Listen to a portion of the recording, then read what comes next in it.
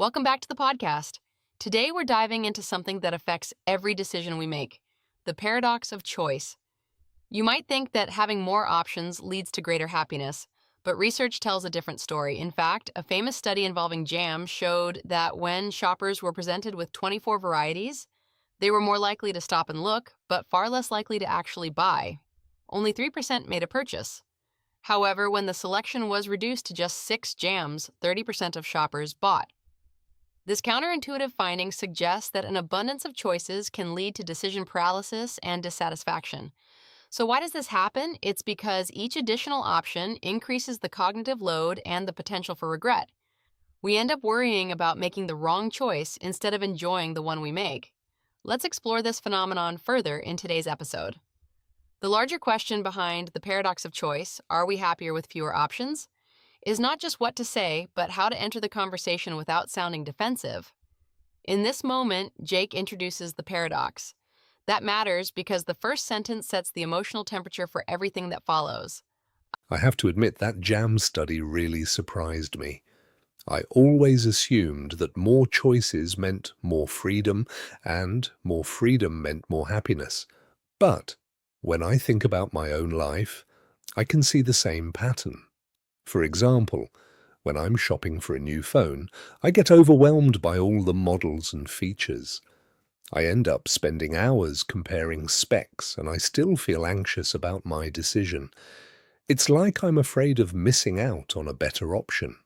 This is what psychologists call analysis paralysis, or overchoice. The term satisficing comes to mind, which means settling for a choice that is good enough rather than perfect. But it's hard to do that when you're surrounded by so many possibilities. I guess the key is to set limits and focus on what really matters to us. The context is this. Anna and Jake delve deeper into the paradox of choice, exploring psychological studies, personal stories, and practical strategies for making better decisions. In real English, context controls tone more than the dictionary meaning of a single word. The same request can sound polite, insecure, confident, or aggressive, depending on the frame around it. Exactly, Jake. The concept of satisficing was coined by Herbert Simon as an alternative to maximizing. A maximizer seeks the best possible outcome, while a satisficer is content with an option that meets their criteria. Research shows that satisficers tend to be happier with their decisions because they don't obsess over what they might have missed.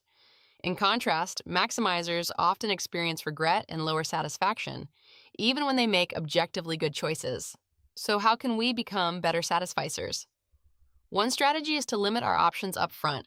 For instance, if you're choosing a restaurant, pick 3 cuisines at random and decide from those.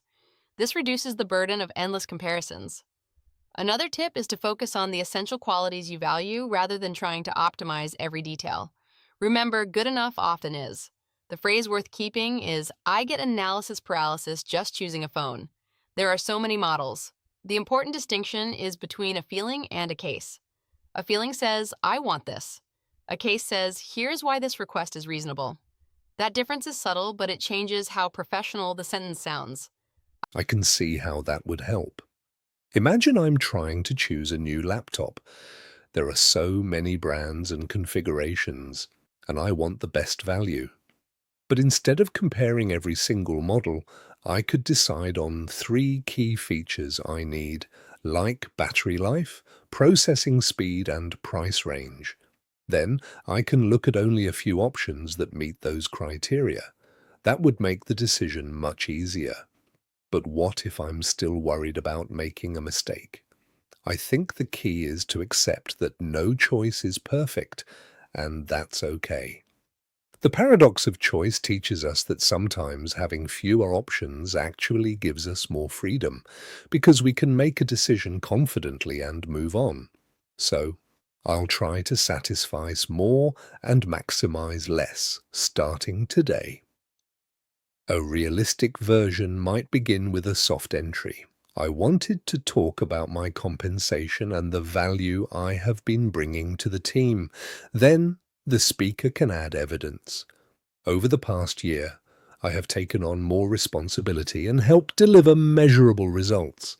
Notice how the sentence stays calm, but it does not shrink. That's a great approach. And you've touched on a common mistake, mispronouncing satisficing. It's pronounced sat is fice with the emphasis on the first syllable. It's not satisfice like satisfy. Also, be careful not to confuse it with satisfying, which means something different. The nuance here is that satisficing is about choosing something that meets your standards, not necessarily the best possible. It's a mindset shift that can reduce anxiety and increase contentment. Another important aspect is to avoid the opportunity cost trap, where you think about what you're giving up by not choosing other options. Instead, focus on the benefits of your chosen option. This mental reframing can make a big difference in your overall satisfaction. So practice saying satisficing and try to apply it in daily decisions. The nuance is that polite English is not always softer English. Sometimes the most respectful sentence is the one that is direct enough to save everyone from guessing. What makes it polite is the structure. Acknowledge the situation, state the evidence, and make the request without blame. If the company has budget constraints, the speaker can recognize that without surrendering the point. Thanks for that correction, Anna. I'll make sure to pronounce it correctly. So the takeaway from this discussion is that the paradox of choice is real. More options can lead to less happiness. But by embracing satisficing, we can make decisions more easily and feel more satisfied with them. We should also limit our options, focus on our core needs, and accept that good enough is often perfect. This doesn't mean we should settle for mediocrity, but rather that we should avoid the paralysis of perfectionism. I've learned that less really is more when it comes to choices. Thanks for this insightful conversation, Anna. I'm looking forward to applying these strategies in my daily life. The takeaway is that fluent English is not about sounding fancy. It is about matching your words to the room, the relationship, and the outcome you want. For this topic, the useful pattern is simple. Open professionally, give evidence, name the request, and stay calm if there is resistance. That pattern works because it protects both confidence and respect.